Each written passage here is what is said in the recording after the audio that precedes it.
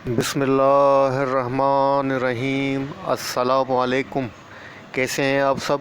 उम्मीद करता हूँ सब खैरियत से होंगे। अल्लाह पाक आप सबको अपने हिफ्ज़-ओ-अमान में रखे, आमीन। जनाब, आज की डेट है 27 जुलाई, डे है ट्यूसडे। एज़ बर रूटीन मार्केट का डेली व्यू अपना आपके साथ शेयर करने वाला हूँ, जो कि होगा 28 जुलाई वेडनेसडे के लिए। सबसे पहले मार्केट की समरी आपके साथ डिस्कस करूंगा, उसके बाद कुछ इम्पोर्टेंट डेटा आपके साथ डिस्कस करूंगा, उसके बाद इन लास्ट में कुछ स्टॉक्स भी आपके साथ डिस्कस करूंगा। तो वीडियो को स्टार्ट से लेके एंड तक देखिएगा। इंशाअल्लाह ताला आपको इस वीडियो से फ़ायदा होगा, कोई नुकसान नहीं होगा। तो जनाब, शुरुआत करते हैं मार्केट की समरी से। यहाँ पर आपके सामने मार्केट की समरी ओपन है। यहाँ पर आप देख सकते हैं पॉजिटिव क्लोजिंग एडजस्ट हुई है। 47,686 के पास इंडेक्स ने अपनी क्लोजिंग एडजस्ट की है। जस्ट 34.31 पॉइंट्स इंडेक्स ने ऐड किए हैं, जो कि बनता है जनाब 0.03%। अगर जनाब वॉल्यूम्स की बात करूं तो वॉल्यूम्स के अंदर काफ़ी इंक्रीमेंट नज़र आया है। यहाँ पे आप देख सकते हैं 162.29 मिलियंस का वॉल्यूम लगा है, जो कि कल के मुकाबले में काफ़ी अच्छा हाईएस्ट वॉल्यूम रहा है। यहाँ पर आप देख सकते हैं ग्राफ के ऊपर, यहाँ पे आपको नज़र आ रहा होगा कि तकरीबन जो है 5 डेज़ का हाईएस्ट वॉल्यूम आज जनरेट हुआ है।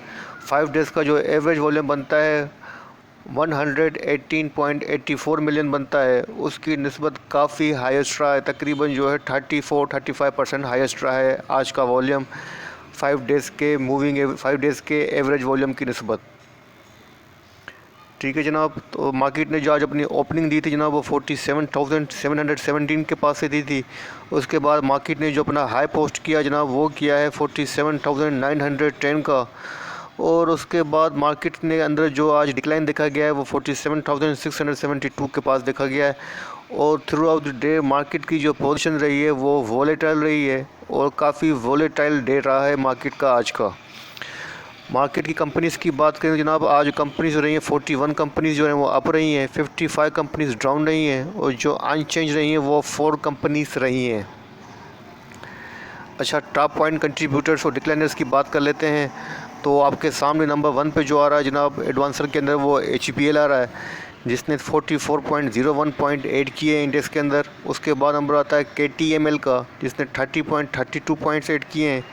उसके बाद नंबर आता है सीस का, जिसने 29.77 पॉइंट ऐड किए हैं। उसके बाद नंबर आता है UBL का, जिसने 26.62 पॉइंट्स ऐड किए हैं। और उसके बाद नंबर आता है MCB का, फिर FFC का, एसेक्ट्रा एसेक्ट्रा।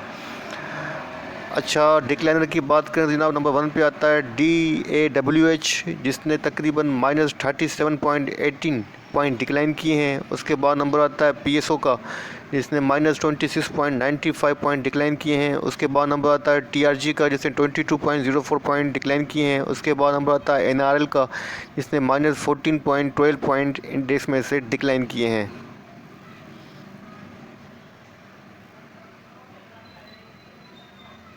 अच्छा जनाब, वॉल्यूम लीडर्स की और गेनर्स की और लूजर्स की बात कर लेते हैं। तो यहाँ पर आपके सामने ग्राफ है, यहाँ पर आप देख सकते हैं जो गेनर रहा है नंबर 1 पे वो रहा है KSBM, और जो वॉल्यूम वाइज लीडर रहा है जनाब वो रहा है WTL, जिसने 3.74 पर अपनी क्लोजिंग एडजस्ट की है। नेगेटिव क्लोजिंग एडजस्ट की है, -2.60% रहा है।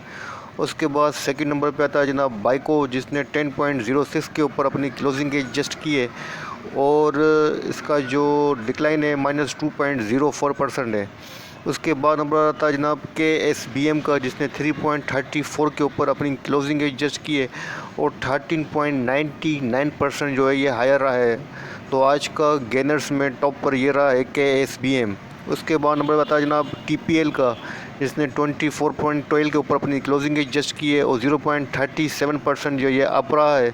उसके बाद नंबर आता है ASC का, जिसने 20.76 के ऊपर अपनी क्लोजिंग एडजस्ट की है, और 0.14% माइनस रहा है।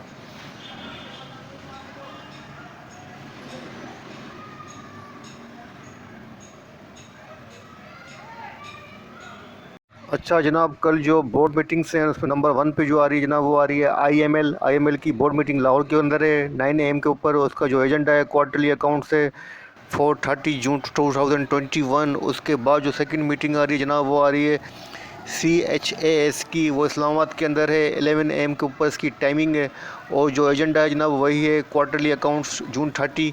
उसके बाद जो नंबर आता है जनाब वो आता है MRKS का, उसकी बोर्ड मीटिंग है जनाब 11 AM के ऊपर कराची के अंदर, और इसका जो एजेंडा है जनाब वो भी क्वार्टरली अकाउंट्स है। उसके बाद जो मीटिंग है बोर्ड मीटिंग वो है JDWS की, वो भी लाहौर के अंदर है जनाब 11 AM के ऊपर, और इसका एजेंडा भी थर्ड क्वार्टर फॉर जून 30 है।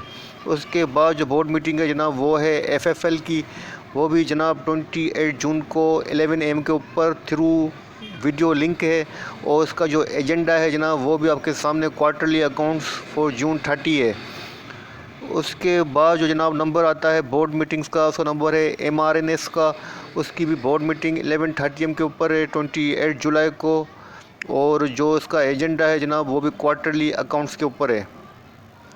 उसके बाद जो बोर्ड मीटिंग है जनाब वो PMRS की है, और इस्लामाबाद के अंदर 11:30 AM के ऊपर है। उसका जो एजेंडा है वो भी क्वार्टरली अकाउंट्स है। उसके बाद जो जनाब मीटिंग है वो ALNRS की है, उसकी जो बोर्ड मीटिंग है वो 11 AM के ऊपर है, और इसका जो एजेंडा है वो भी क्वार्टरली अकाउंट्स है। उसके बाद हिन्नू की बोर्ड मीटिंग है जनाब वो भी 28 जुलाई को 11 PM के ऊपर है, और कराची के अंदर है, सॉरी 12 PM के ऊपर है कराची के अंदर, और उसका जो एजेंडा है वो भी क्वार्टरली अकाउंट्स है। उसके बाद जो बोर्ड मीटिंग है नेक्स्ट जनाब वो है SHUS की, और इसकी जो बोर्ड मीटिंग है जनाब वो 12 PM के ऊपर कराची के अंदर है, उसका भी एजेंडा क्वार्टरली अकाउंट्स है। उसके बाद जो मीटिंग है जनाब वो FRSM की है, वो भी कराची के अंदर बोर्ड मीटिंग है, एजेंडा सेम है। उसके बाद SML की बोर्ड मीटिंग है जनाब वो भी है थ्रू वीडियो लिंक, और उसका एजेंडा भी क्वार्टरली अकाउंट्स है। उसके बाद नंबर है जनाब कोलगेट का, उसकी बोर्ड मीटिंग 4 PM के ऊपर कराची के अंदर है, और उसका एजेंडा भी क्वार्टरली अकाउंट्स के ऊपर है। तो जनाब ये हैं कल की इंपॉर्टेंट बोर्ड मीटिंग्स का शेड्यूल्स जो आपके साथ डिस्कस किया है। अब देखते हैं कुछ इनसाइडर ट्रांजैक्शन, देखते हैं कि आज कौन कौन सी इनसाइडर ट्रांजैक्शन हुई है। मेन इनसाइडर ट्रांजैक्शन को डिस्कस करेंगे, माइनर को मैं इग्नोर कर दूंगा। अच्छा जनाब, इनसाइडर ट्रांजैक्शन के अंदर जो आज मुझे मेजर ट्रांजैक्शन नज़र आ रही है वो नज़र आ रही है बाइको के अंदर।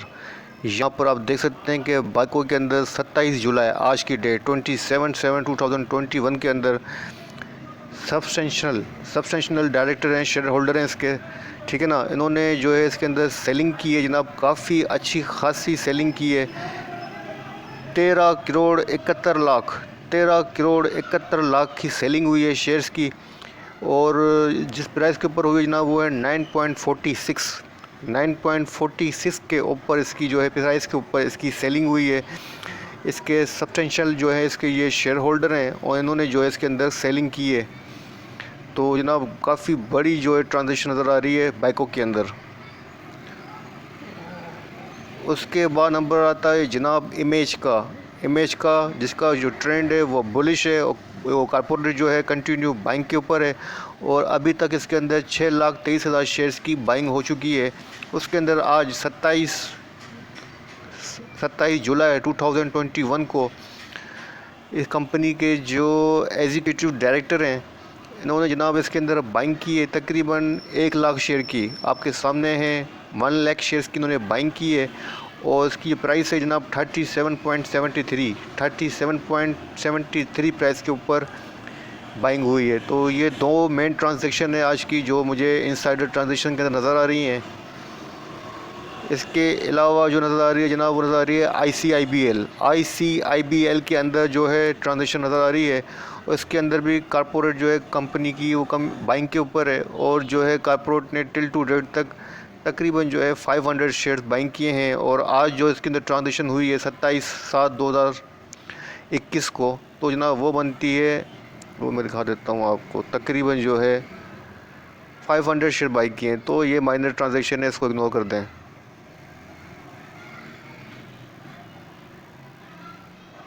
उसके बाद नंबर आ रहा है मारी पेट्रोलियम का, जिसकी 27 आज की डेट के अंदर जो है ट्रांजैक्शन हुई है, और जो ट्रांजैक्शन की है जनाब वो एग्जीक्यूटिव डायरेक्टर ने ही की है, और सेल की है जनाब इसके अंदर 20 शेयर्स की। माइनर ट्रांजैक्शन है, इसको भी इग्नोर करते हैं।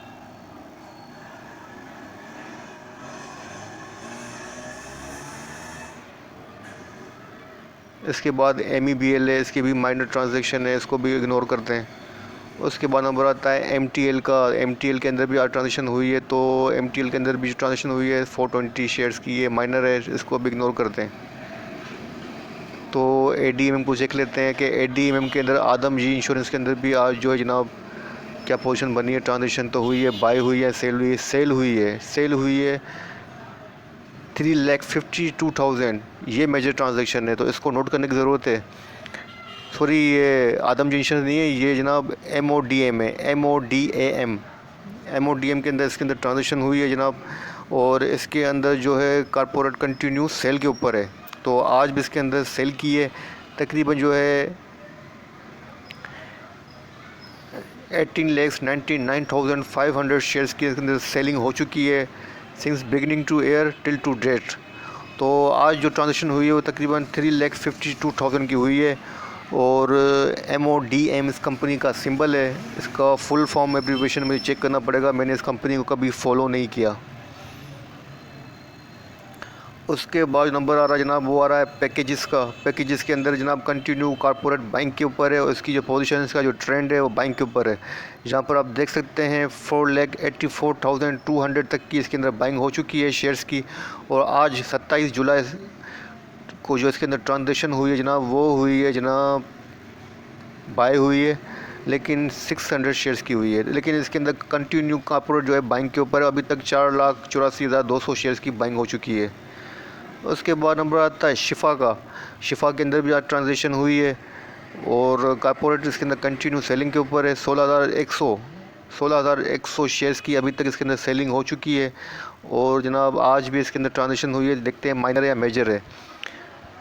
13,100 शेयर्स की, 13,100 शेयर्स की इसके अंदर आज भी सेलिंग हुई है।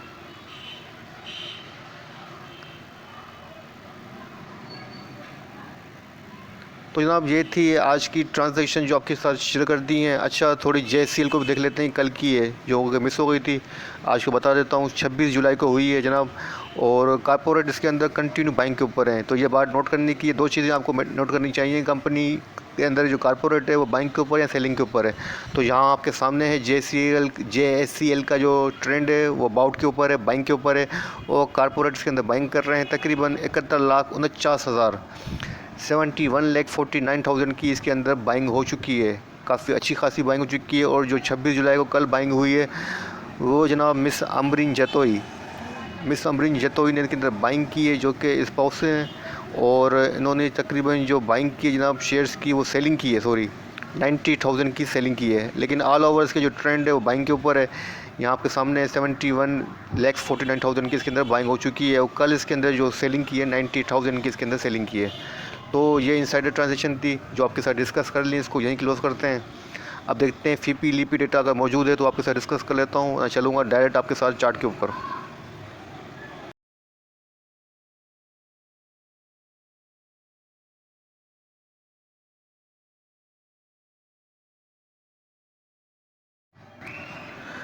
जनाब आपके सामने मार्केट का डेली चार्ट ओपन है। यहाँ पर आप देख सकते हैं इंडेक्स ने अपनी क्लोजिंग एडजस्ट की है, अपनी 5 डेज़ का जो मूविंग एवरेज बनता है 47,772, उसके जस्ट बिलो जो है अपनी क्लोजिंग एडजस्ट की है, नेगेटिव क्लोजिंग एडजस्ट की है। और जो कैंडल स्टिक बन रही है जनाब आपके सामने है spinning top, bearish spinning top candle बन रही है। और वॉल्यूम वाइज आपको ऑलरेडी बता चुका हूँ कि 5 डेज़ का हाईएस्ट वॉल्यूम आज जनरेट हुआ है, तो वॉल्यूम के अंदर आज इंक्रीमेंट नज़र आया है। और यहाँ पर आप देख सकते हैं कि कल भी आपको मैंने बताया था कि इंडेक्स के पास जो अपनी सपोर्ट है जनाब 47,500 के अराउंड है, जहाँ से इंडेक्स अपनी सपोर्ट लेके रिबाउंड होगा। तो मुझे अभी तक यही लगता है कि इंडेक्स अपनी 47,500 की सपोर्ट को लेके अगेन रिबाउंड होगा। अच्छा, यहाँ पर एक मैं मेजर चीज़ आपके साथ डिस्कस कर दूँ, आपको इंडिकेट भी कर दूँ ताकि आपके माइंड में रहे, कुछ बातें क्लियर कर देता हूँ।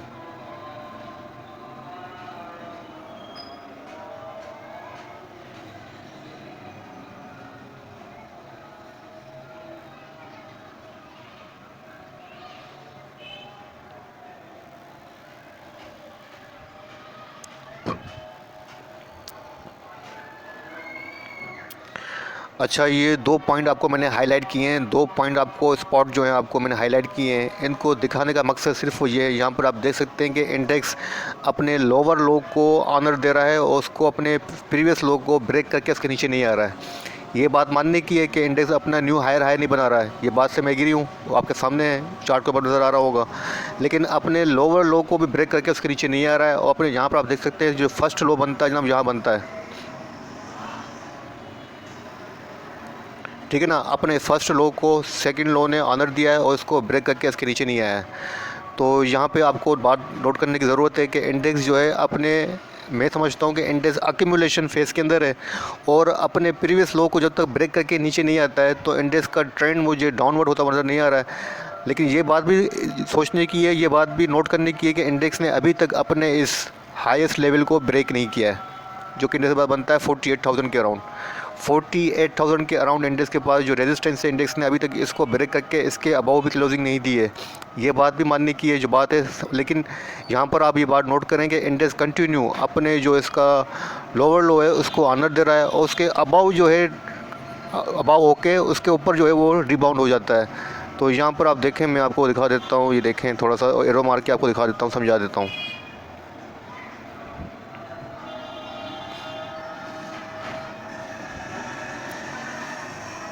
ये देखें,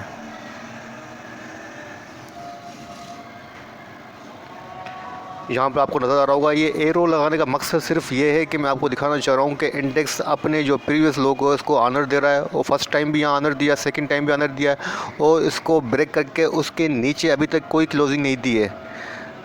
ठीक है जनाब, अगर मैं इस डेटा की बात करूं कि कब से नहीं दी है तो इसको भी चेक कर लेते हैं कि कब से नहीं दी है। तो एटलीस्ट इस मंथ के अंदर, जुलाई के मंथ के अंदर इंडेक्स ने पूरे मंथ के अंदर अपने जो इसका प्रीवियस लो था उसको ब्रेक नहीं किया है और अपने लोअर लो से ऊपर जो है अबव ट्रेड कर रहा है और वहीं से रिबाउंड हो जाता है और फिर थोड़ा सा ऊपर जाके 48,000 के अराउंड जो है ये रेजिस्टेंस फेस करता है और उसके बाद ये इंडेक्स अगेन नीचे आ जाता है।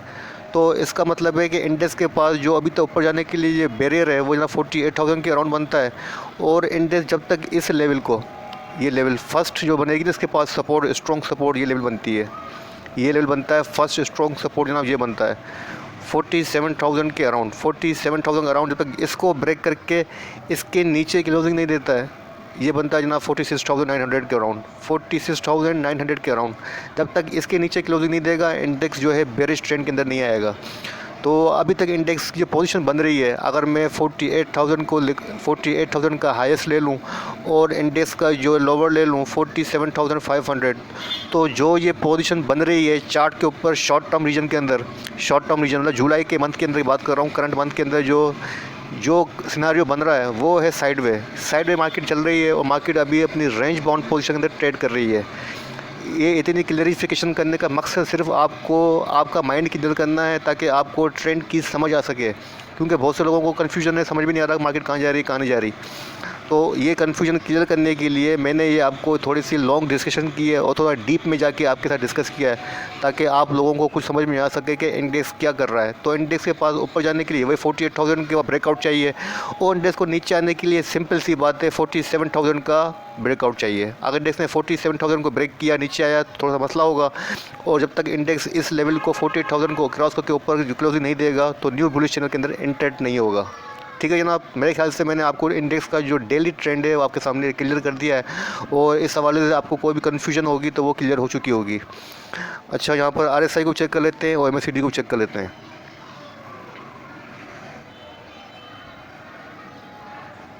तो जनाब RSI 51 है, RSI न्यूट्रल है और RSI की देख सकते हैं आप पोजीशन, जो है यहाँ पर आप देख सकते हैं कि RSI की जो पोजीशन है फ्लैट है, तो इसका मतलब है RSI की पोजीशन रेंज बाउंड है, जो कि इस बात को इंडिकेट कर रही है कि बायर्स और सेलर्स की जो पोजीशन है वो रेंज बाउंड है, ना बायर्स हावी है ना सेलर्स हावी हैं। अच्छा, यहाँ पर आप MACD की पोजीशन देखें तो MACD की पोजीशन भी आपके सामने रेंज बाउंड है। यहाँ पर आप देखें MACD की पोजीशन जो है फ्लैट पोजीशन है, उसका मतलब है रेंज बाउंड पोजीशन है। तो MACD की डाइवर्जेंसी भी रेंज बाउंड है, इसका मतलब है ओवरऑल जो पोजीशन बन रही है ना वो रेंज बाउंड बन रही है। तो जो चार्ट पे नज़र आ रहा है वो आपके साथ डिस्कस कर रहा हूँ, अपनी तरफ से मैं कुछ भी नहीं कह रहा हूँ, जो चार्ट कह रहा है वही बता रहा हूँ। MACD, RSI, कैंडलस्टिक पैटर्न सब जस्टिफिकेशन कर रहे हैं मेरी इस बात को, जो मैं कह रहा हूँ अपनी तरफ से मैं कुछ नहीं कह रहा हूँ। ठीक है जनाब, तो मेरे हिसाब से अब मार्केट के पास जो सपोर्ट बनती है वही बनती है 47,500 के अराउंड और मुझे लगता है कि इंडेक्स यहाँ से रिबाउंड होकर अगेन जो है अपना ये जो इसका हाई था जो इसने बनाया था जहाँ से ये तकरीबन रिवर्स हुआ है 47,900 के अराउंड अगेन तक यहाँ तक आएगा। तो अभी तक जो है इंडेक्स इसी रेंज के अंदर ट्रेड करता रहेगा जब तक 48,000 से ऊपर क्लोजिंग नहीं देता है, या जब तक नीचे आने के लिए 47,000 से नीचे क्लोज नहीं होता है। तो इसी रेंज के लिए आपको काम करना पड़ेगा जो इंडेक्स के ऊपर नज़र आ रहा है। ठीक है जनाब, तो ये हो गया इंडेक्स का व्यू। इंडेक्स को यहीं क्लोज़ करते हैं। अब आपके साथ कुछ स्टॉक डिस्कस कर लेता हूँ। तो फर्स्ट स्टॉक जो मैंने चूज़ किया है वो किया है DWH, जो आज नेगेटिव क्लोज हुआ है। तो DWH को चेक कर लेते हैं।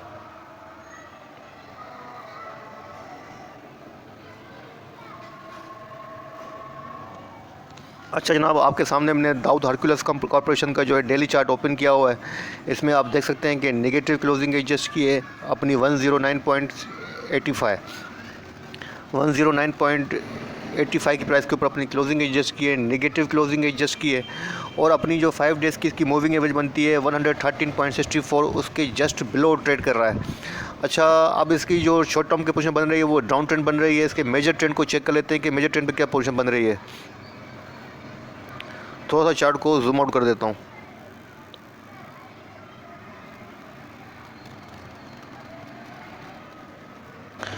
अच्छा जनाब, यहाँ पे मैंने चार्ट को जूम आउट कर दिया है। तो यहाँ पर आप देख सकते हैं कि इसका जो मेजर ट्रेंड है वो भी डाउन है, और अपनी जो डबल बॉटम पैटर्न के ऊपर ये ट्रेड कर रहा है, अच्छी पोजीशन के ऊपर है। और इसके बाद ये शॉर्ट टर्म के ऊपर कहूँ तो ये इसका बॉटम है।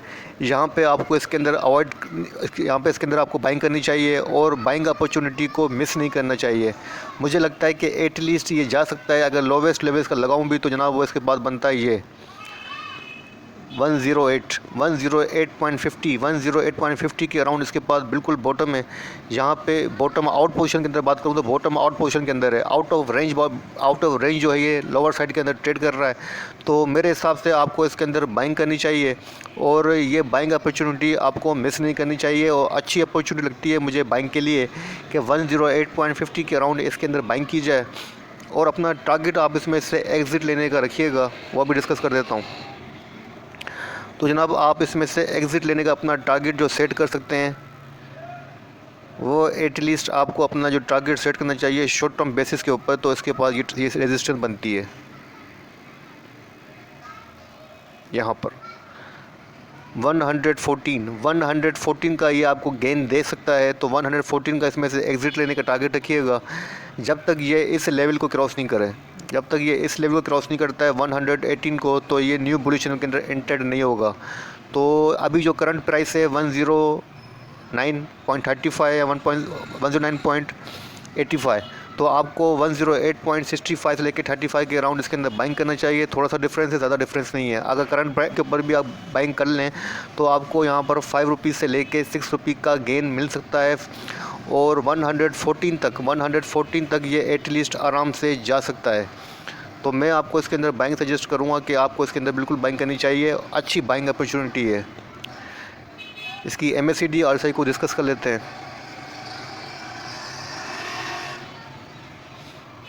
तो जनाब, इसकी जो MACD की डाइवर्जेंसीज हैं वो नेगेटिव हैं और बेयरिश क्रॉस ओवर जनरेट हो चुका है। और RSI की बात करें जनाब, इसकी RSI जो है हाईली ओवरसोल्ड है, 26 लेवल है, काफ़ी हाईली ओवरसोल्ड RSI है। इसका मतलब इसके अंदर यहाँ से एक शार्प बाउंस बिल्कुल आ सकता है। तो जैसा कि मैंने आपको पहले कहा कि इसके अंदर बाइंग अपॉर्चुनिटी है, आपको मिस नहीं करना चाहिए। बाकी आपकी मर्ज़ी है, बाइंग करना चाहते हैं या नहीं करना चाहते हैं, मैं जस्ट आपको इंडिकेट कर रहा हूँ। ठीक है जनाब।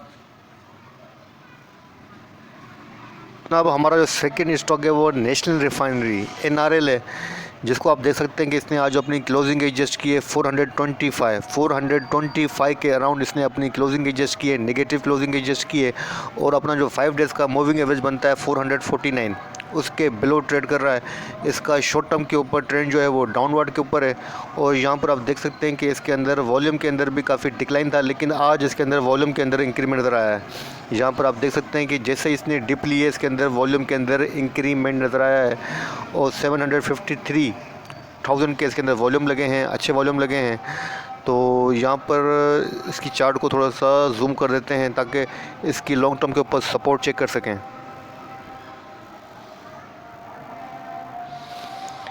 तो जनाब, यहाँ पर आपको नज़र आ रहा होगा चार्ट के ऊपर इसके पास जो सपोर्ट बन रही है जनाब, वो यहाँ बन रही है। चार्ट फॉर्मेशन के हिसाब से जो इसके पास सपोर्ट बन रहा है वो यहाँ बन रहा है 416 टू 17, 416 टू 17 इसके पास सपोर्ट है, जहाँ से ये सपोर्ट ले सकता है, सपोर्ट होके अगेन जो है रीबाउंड हो सकता है और यहाँ से ये बाउंस मार सकता है तकरीबन जनाब एटलीस्ट यहाँ तक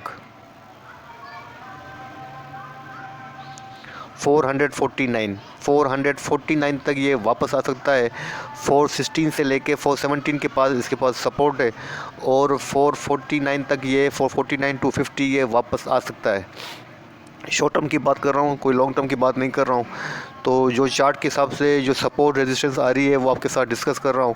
और अगर आप शॉर्ट टर्म ट्रेडर हैं तो आपको यहाँ पर ज़रूर इसके अंदर बाइंग करनी चाहिए और बाइंग का यहाँ पे आपको रिस्क लेना चाहिए 416 से लेके 17 के अराउंड, और अपना टारगेट सेट कीजिएगा, इसमें से एग्ज़िट लीजिएगा 449 के अराउंड। जब तक ये अपने इस लेवल को, अब चार्ट को थोड़ा सा जूम कर देते हैं, जब तक ये अपने इस लेवल को, ये लेवल जनाब 474 से ऊपर क्लोजिंग नहीं देता है, एटलीस्ट 484 490 की, जब तक ये अपने न्यू पोजीशन के अंदर एंटर नहीं होगा। तो ये बात माइंड में रखिएगा। शॉर्ट टर्म की बात कर रहा हूँ तो 416,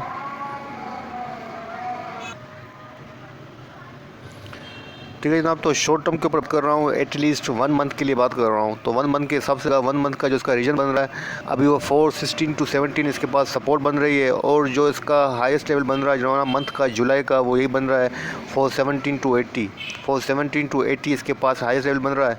जब तक अपने इस लेवल को 417 18 को क्रॉस करके इसके ऊपर क्लोजिंग नहीं देता है तो शॉर्ट टर्म के ऊपर ये अपने न्यू पोजीशन के अंदर एंटर्ड नहीं होगा।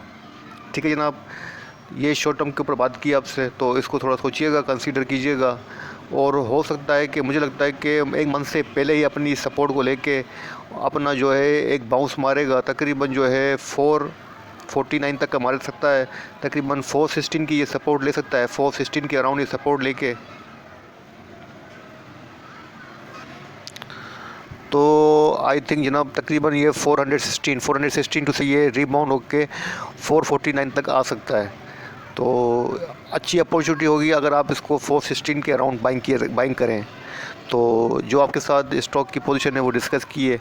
अगर आप इसके साथ लॉन्ग टर्म चलना चाहते हैं तो मेरे हिसाब से लॉन्ग टर्म के लिए पोजीशन बनेगी तकरीबन 384 के अराउंड जा सकता है और वहाँ से वापस आ सकता है, अपने प्रीवियस हाई को ब्रेक करके तकरीबन न्यू हाई इसका अपना पोस्ट करेगा, जो कि फ़िलहाल काफ़ी लॉन्ग टाइम ले सकता है। तो इसलिए लॉन्ग टर्म के ऊपर बात नहीं कर रहा हूँ, शॉर्ट टर्म के ऊपर आपको डिस्कस कर रहा हूँ कि अभी जो करंट रीजन के अंदर ये ट्रेड कर रहा है, ये रीजन इसका मुझे यहाँ तक सपोर्ट लेता हुआ लग रहा है तकरीबन 416 के अराउंड।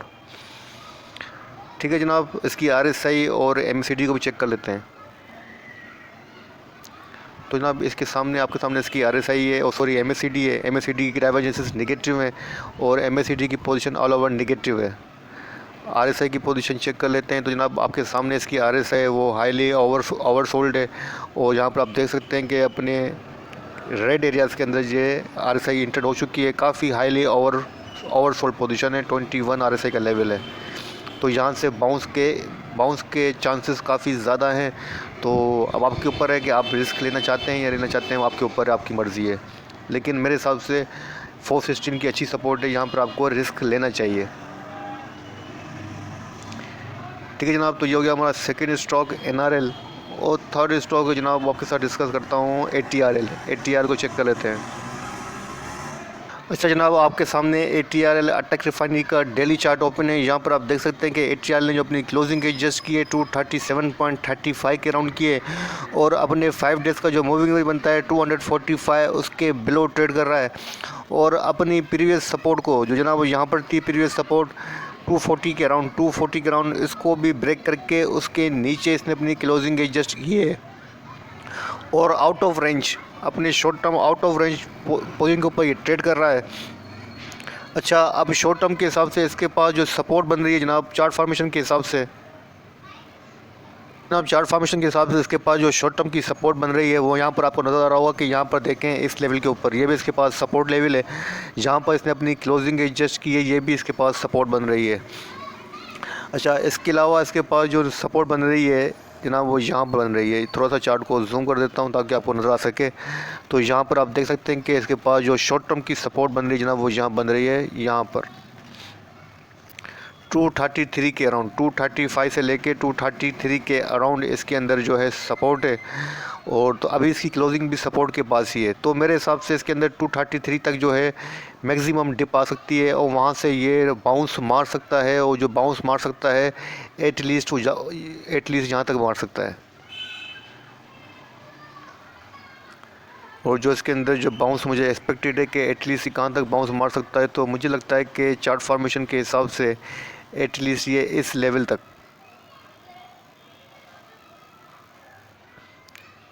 245 तक ये गेन दे सकता है। अगर आप इसको 233 के अंदर 234 के अंदर बाइंग करें तो 245 तक ये आपको गेन दे सकता है।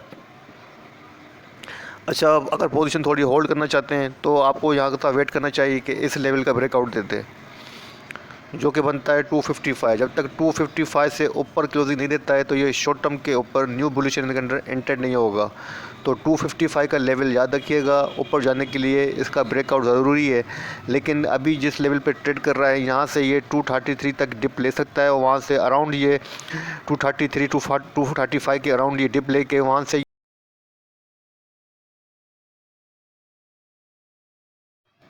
तो जनाब आपके सामने इसकी RSI है। RSI का लेवल 38 है। RSI जो है जस्ट इंटर्ड होने वाली है ओवरसोल्ड पोजीशन के अंदर। RSI काफ़ी वीक है। अगर MACD की बात करूँ जनाब तो MACD की डाइवर्जेंसेस भी निगेटिव है, आपके सामने है। फ़िलहाल इसके पास जो सपोर्ट बन रही है चार्ट फॉर्मेशन के हिसाब से वो आपके साथ डिस्कस कर चुका हूँ। 233 से लेके 235 के अराउंड इसके पास सपोर्ट है और यहाँ से 245 तक का ये गेन आपको दे सकता है। अगर आप इसके अंदर बाइंग करना चाहते हैं तो 233 के अराउंड इसके अंदर बाइंग कर सकते हैं। ठीक है जनाब, इस वीडियो को यहीं क्लोज़ करता हूँ। इंडेक्स का व्यू और 3 स्टॉक आपके साथ डिस्कस किए हैं, DWH और NRL और ATRL। इस वीडियो को यहीं क्लोज़ करता हूँ। और जो कल आपके साथ स्टॉक डिस्कस किए थे उनमें आप PPL पाकिस्तान पेट्रोलियम और SKRS सक्रन शुगर मिल को कल भी कंटिन्यू कर सकते हैं, टुमारो भी इसको कंटिन्यू कर सकते हैं। जो प्राइस बाई की बताई थी उसी प्राइस पे बाई कीजिएगा और जो एग्ज़िट प्राइस बताए थे उसी प्राइस पे एग्ज़िट कीजिएगा। ठीक है जनाब, इस वीडियो को यहीं एंड करता हूँ और उम्मीद करता हूँ कि आपको मेरी तरफ से कोई तकलीफ़ नहीं होगी। अगर वीडियो बनाते हुए कोई गलती, कोई कोताही हो गई हो, किसी को कोई दिल आज़ारी हुई हो तो मैं उस माफ़ी का तलबगार हूँ, मुझे माफ़ कीजिएगा। अपने दुआओं में याद रखिएगा, अपने प्यारों का बहुत ख्याल रखिएगा। अल्लाह हाफ़िज़।